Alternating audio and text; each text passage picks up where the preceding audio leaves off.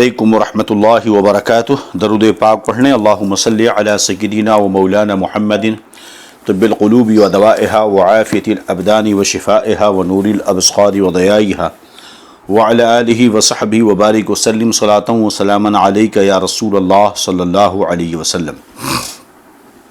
درس تفسیر قرآن میں قرآن مقدس کے پہلے پارہ سورہ بقرہ کی اب تک 16 آیتیں ہو چکی، جس کا ترجمہ اور تفسیر اور دیگر تراجم سے ترجمہ کنز الایمان مجدد اسلام سیدنا امام احمد رضا خان محدث بریلوی رضی اللہ عنہ کی خوبی اور اس کے ذریعہ ایمان و عقیدے کے تحفظ پر بھی آپ نے گفتگو سماعت کر لی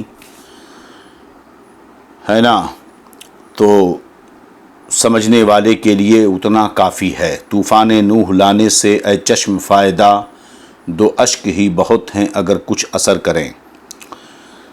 جتنے ہم نے تقابل تراجم کے کیے اب تک 2-3 موقعوں پر، اس سے آپ نے اندازہ لگا لیا ہوگا کہ دیگر مترجمین نے کس قدر مسلمانوں کے ایمان و عقیدے کو تباہ کرنے کے لیے اور ان کے ایمان پر ڈاکہ ڈالنے کے لیے اور اللہ اور اس کے رسول صلی اللہ علیہ وسلم کے تعلق سے غلط فکر اور نظریہ ان ترجموں سے پیدا ہوتا ہے، جس سے ہمارا ایمان و عقیدہ تباہ و برباد ہو جاتا ہے۔ ظاہر سی بات ہے کہ استہزاء کرنا یہ ایک عیب ہے جو اللہ کی شان کے لائق نہیں۔ پھر استہزاء چونکہ یہ قرآن پاک میں یہ کلمہ نازل ہوا، رب نے خود نازل فرمایا تو وہ بہتر جانے، اسی لیے اعلیٰ حضرت نے اس کا ترجمہ استہزاء فرماتا ہی سے کر دیا، نہ کہ ہنسی کرتا ہے، مذاق کرتا ہے، ٹھٹھا کرتا ہے۔ یہ ترجمے اردو زبان میں جو کیے گئے یہ اللہ عز و جل کی شان کے لائق نہیں۔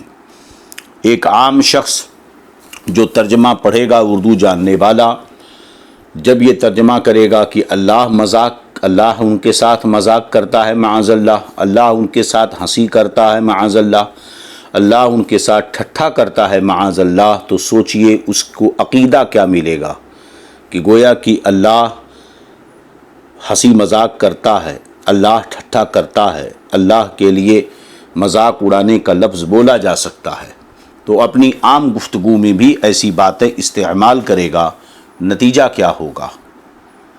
جیسا کہ بہت سارے موقعوں پر جو آج کل میڈیا کے ذریعہ ایکٹرز وغیرہ فلمی دنیا میں اس طرح کے الفاظ سیریلوں میں، اور یہ جو چلتا ہے کیا بولتے ہیں اس کو، بیچ میں چل رہا تھا بند کر دیا گیا، ٹک ٹاک میں بہت ساری ایسی باتیں آتی رہتی ہیں کہ لوگ معاذ اللہ یہ کہہ دیتے ہیں کہ اللہ تعالی میرے ساتھ مذاق کر رہا ہے، معاذ اللہ استغفر اللہ۔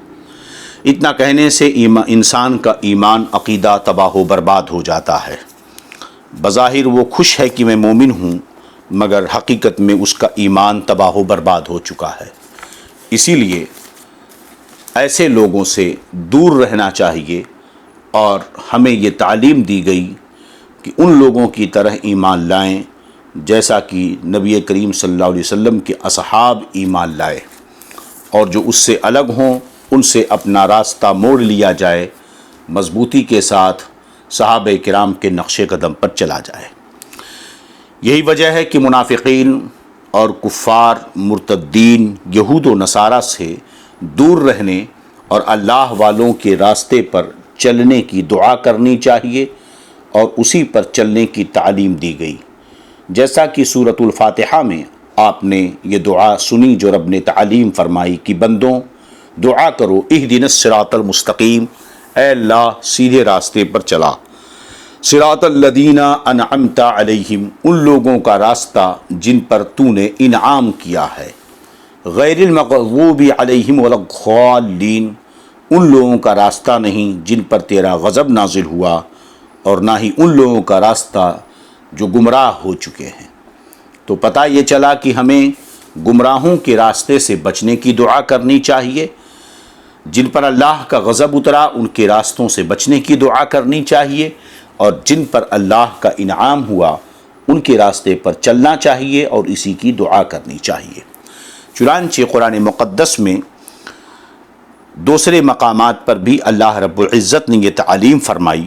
یہی وجہ ہے کہ نبی کریم صلی اللہ علیہ وسلم نے ان سب سے دور رہنے کا حکم دیا، جیسا کہ مسلم شریف کے اندر یہ حدیث موجود ہے، جسے صاحب مسلم نے مقدمے میں نقل فرمایا کہ نبی کریم صلی اللہ علیہ وسلم نے ارشاد فرمایا، ایاکم و ایاہم لا یضلونکم ولا یفتنونکم، کہ ان لوگوں سے دور رہو، صرف خود دور نہ رہو بلکہ انہیں اپنے سے دور کرو، خود بھی دور رہو اور اگر وہ تمہارے قریب آئیں تو انہیں اپنے سے دور کر دو۔ جیسا کہ کچھ لوگ کہتے ہیں کیا کریں، آ گئے تو کیسے بھگائیں، یہ اخلاقی طریقہ نہیں ہے، یہ مگر یاد رہیں کہ یہ کہنا اسلامی طریقہ نہیں ہے۔ ہمارے نبی نے تو ہمیں یہ کہا کہ خود بھی دور رہو اور اگر وہ تم سے قریب ہونا چاہیں تو انہیں اپنے سے دور کر دو۔ ایمان و کفر کا کوئی رشتہ ہی نہیں ہے، کوئی تعلق ہی نہیں ہے۔ اگر وہ ہم سے قریب رہنا چاہتے ہیں تو پہلے اپنا ایمان و عقیدہ درست کر لیں، اس کے بعد وہ ہمارے قریب ہوں۔ وہ کیا قریب ہوں گے، ہم خود ان سے قریب ہو جائیں گے۔ سمجھ میں بات آ رہی کہ نہیں؟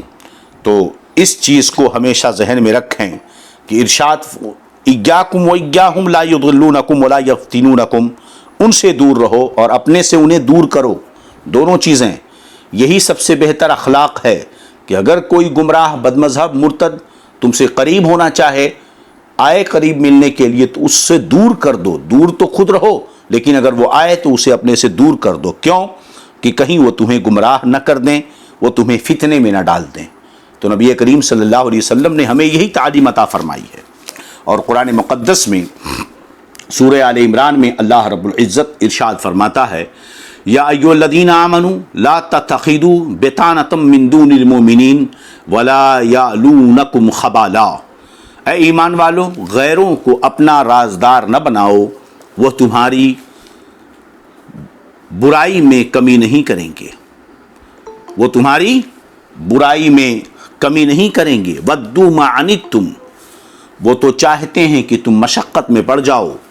قَدْ بَدَتِ الْبَغْضَاءُ مِنْ أَفْوَاهِهِمْ وَمَا تُخْفِي صُدُورُهُمْ أَكْبَرُ، تحقیق کی بے شک ان کا بغض تو ان کے منہ سے ظاہر ہو چکا ہے، کہ اپنے منہ سے مسلمانوں سے بغض و نفرت کو ظاہر تو کرتے ہیں۔ آج آپ دیکھ لیجئے جنہیں ہم جو ہے اپنا سمجھنے کی کوشش کر رہے ہیں، آئے دن وہ اپنے منہ سے مسلمانوں کے خلاف بکواس کرتے نظر آتے ہیں۔ تو اللہ فرماتا ہے قد بدت البغضاء من افواہہم، تحقیق کی بے شک ان بغض تو ان کے منہ سے ظاہر ہو چکا، وما تخفی صدورہم اکبر، اور جو ان کے دلوں میں چھپا ہے وہ اس سے بھی بڑھ کر کے ہے، جو زبان سے بولتے ہیں اس سے بڑھ کر ہے جو ان کے دلوں میں چھپا ہوا ہے۔ قد بینا لکم الآیات ان کنتم تعقلون، بے شک ہم نے تمہارے لیے کھول کر آیتیں بیان کر دیں اگر تم عقل رکھتے ہو۔ آگے اللہ ارشاد فرماتا ہے، ہا انتم اولائی تحبونہم ولا یحبونکم، سوچو خبردار یہ تم ہی ہو جو انہیں چاہتے ہو۔ اللہ تعالی ہمیں مخاطب خطاب فرما رہا ہے کہ یہ تم ہی ہو جو انہیں چاہتے ہو۔ اب بتائیے کہ قرآن نشاندہی کر رہا ہے، کیا کہتا؟ ہا انتم اولائی تحبونہم، یہ تم ہی ہو جو انہیں چاہتے ہو، ولا یحبونکم، اور وہ تمہیں پسند نہیں کرتے ہیں، وہ تمہیں پسند نہیں کرتے ہیں۔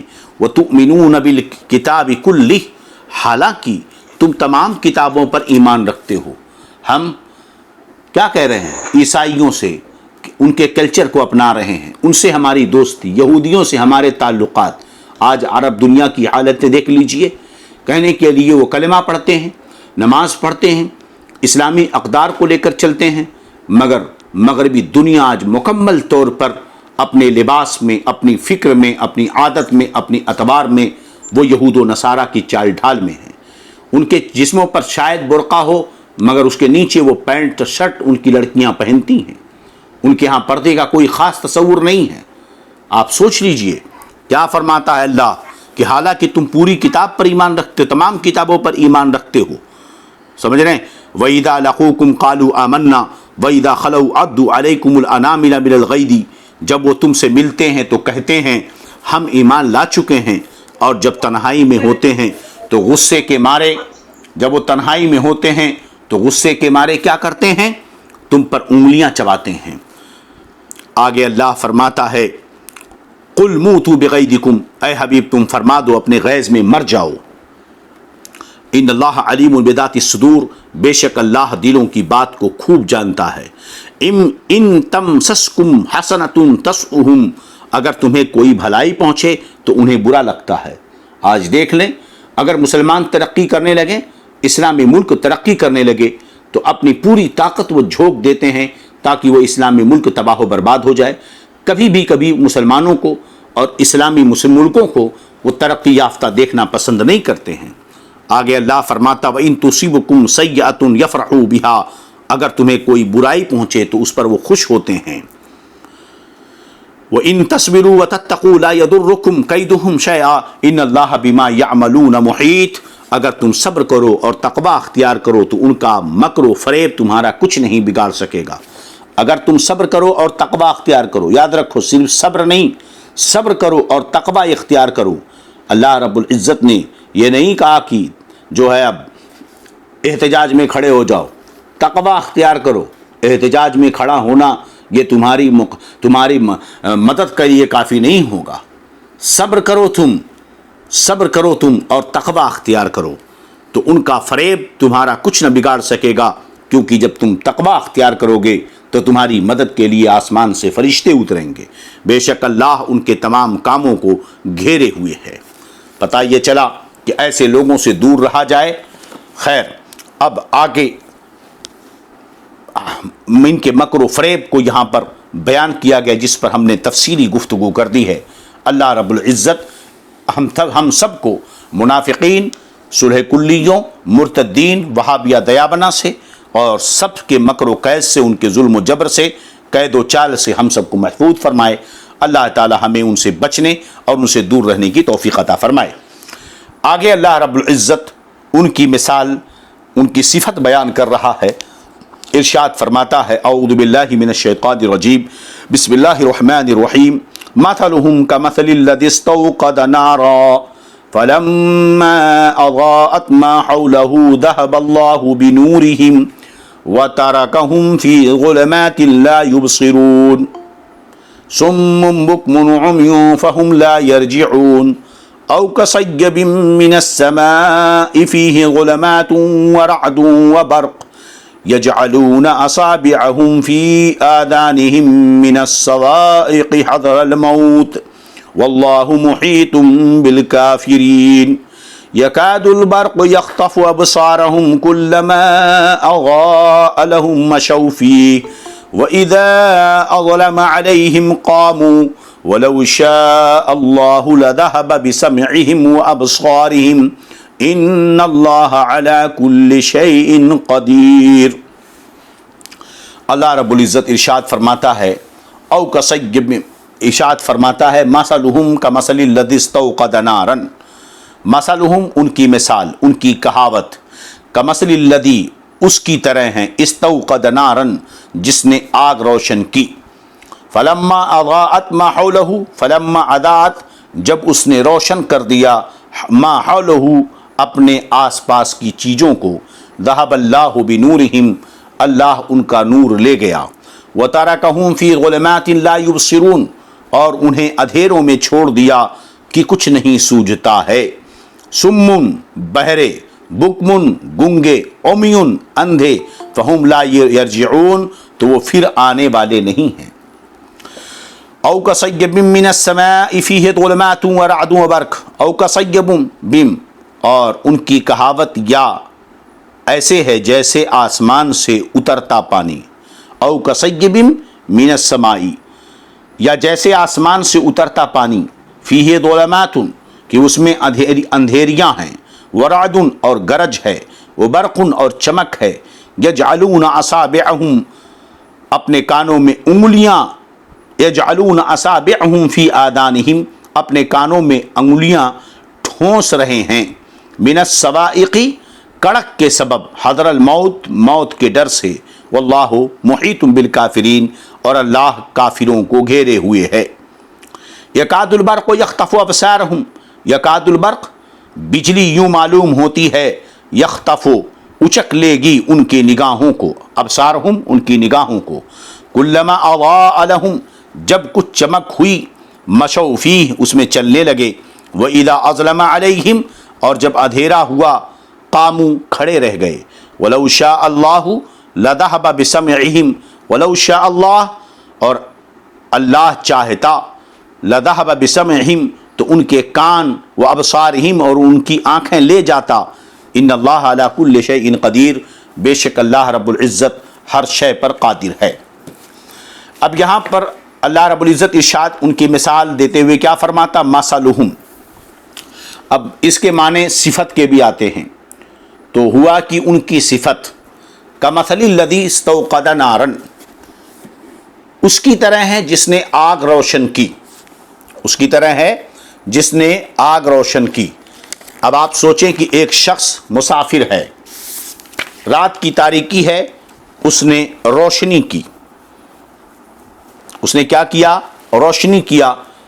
اسے رات کی تاریکی میں ڈر لگا، خوف ہے، دہشت ہے، لیکن اس نے آگ جلائی، روشنی ہو گئی، اور جب روشنی ہوئی تو بے خوف اس کا ختم ہوا اور آس پاس کی چیزیں روشن ہو گئیں، مگر اچانک ان کی آگ بجھ گئی، پھر وہ گھبرا گئے، ڈر گئے، ہے نا؟ تو جیسے ایسے شخص کی کہاوت، مثال دی ان منافقوں کے تعلق سے، کہ ان منافقوں کا حال اسی کی طرح ہے۔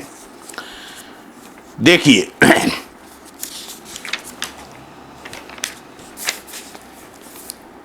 یہاں پر ان کی حالت کو رب تبارک و تعالی نے اچھی طریقے سے بیان کیا کہ دیکھیں، مدینہ شریف میں حضور صلی اللہ علیہ وسلم کی آمد سے قبل جہالت تھی، تاریکی تھی۔ حضور تشریف لائے تو نور اسلام سے جہالت کی تاریکی دور ہوئی، لوگ حق و باطل میں امتیاز کرنے لگے۔ اب کیا ہوا؟ جیسے ایک آدمی آگ جلایا اور روشنی ہوئی تو تاریکی چھٹ گئی اور خوف ختم ہو گیا، مگر پھر کچھ لوگوں نے اغراض دنیا کے لیے نفاق اختیار کر لیا اور کفر کی تاریکی میں جا پھنسے۔ یہی لوگ ہیں جنہیں قرآن نے منافق کہا ہے۔ تو گویا کہ ان کی حالت کو ایسے شخص کی حالت سے تشبیہ دی گئی جس نے تاریکی میں آگ روشن کی، جب اس آگ سے ہر چاروں جانب روشنی پھیل گئی تو اچانک وہ آگ بجھ گئی۔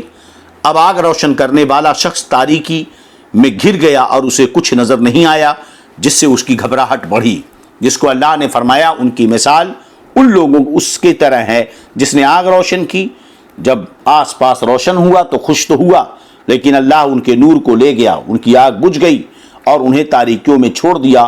اب انہیں کچھ نظر نہیں آتا، اب وہ گونگے ہیں، بہرے ہیں۔ کیا ہے؟ ذہب اللہ بنورہم، اللہ ان کی پوری روشنی لے گیا، پوری روشنی ان کی غائب کر دی۔ اب وہ کچھ بھی انہیں سوجھتا نہیں، کچھ بھی دکھائی نہیں دیتا، گونگے ہیں، بہرے ہیں، اندھے ہیں، اور وہ پھر کر آنے والے نہیں ہیں۔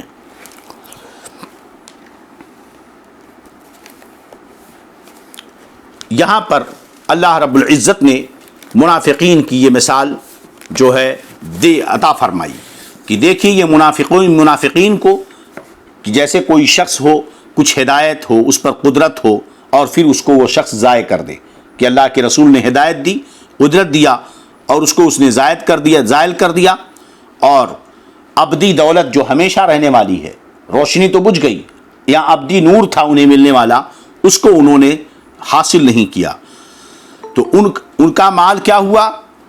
اس صورت میں حسرت، افسوس، عبرت اور خوف ہے۔ تو لہذا یہ منافقین انہوں نے ایمان کا اظہار کیا کہ انہیں کچھ روشنی ملی، اور دل میں کفر رکھ کر اقرار کی روشنی کو ضائع کر دیا، اور جو مومن ہونے کے بعد مرتد ہوئے، اس میں وہ بھی داخل ہیں کہ جنہیں اللہ نے فطرت سلیمہ عطا کی اور دلائل کی روشنی نے حق کو واضح کیا، مگر انہوں نے اس سے فائدہ نہ اٹھایا اور گمراہی اختیار کی، اور جب حق